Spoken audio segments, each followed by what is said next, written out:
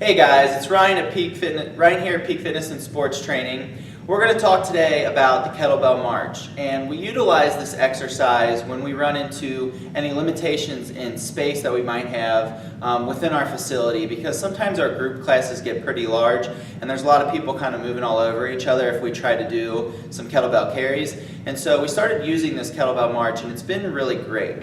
I think one of the key differences here with the march, rather than the suitcase carries or any other carry variation, is the hip separation. So the ability to extend at one hip and flex the other hip. So I'm just going to talk to you a little bit about how we incorporate some of these progressions into what we actually use in our facility. So one of the first ones is just called a goblet hip flexion, and I learned this from some of the guys at Smart Group Training.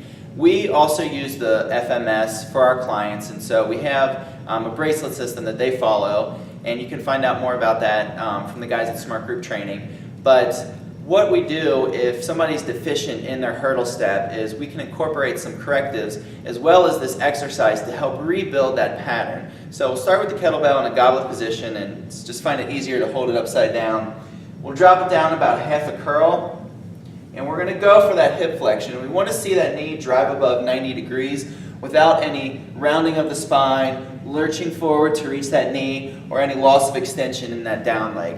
This is a good starting point, and it's pretty easy if you do have space constraints, because people are just staying in place, but they're still getting a lot of the benefits of the carry variations. So after they advance beyond that, we'll actually take them to a suitcase carry. And our cueing is virtually the same. Tall torso, core tight, chin back, and if their shoulders are sagging, we make sure they pick them up just a little bit. So we'll set the bells off, and we'll have them go through that same hip flexion cycles, alternating back and forth, making sure that they're not losing any extension on that back leg.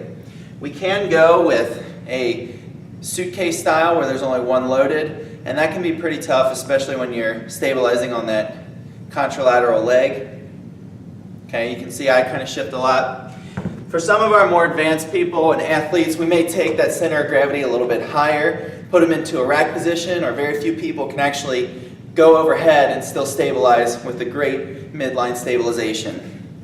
So give it a shot. I think these are a very good addition to a program, and it's nice to add in that hip flexion, hip extension on the opposite hip, as well as the usual benefits that you see coming from a kettlebell carry with the scapular stability, the stacking the ribs right over top the pelvis to make sure people aren't flying into an open scissored posture. So kettlebell march, give them a try today.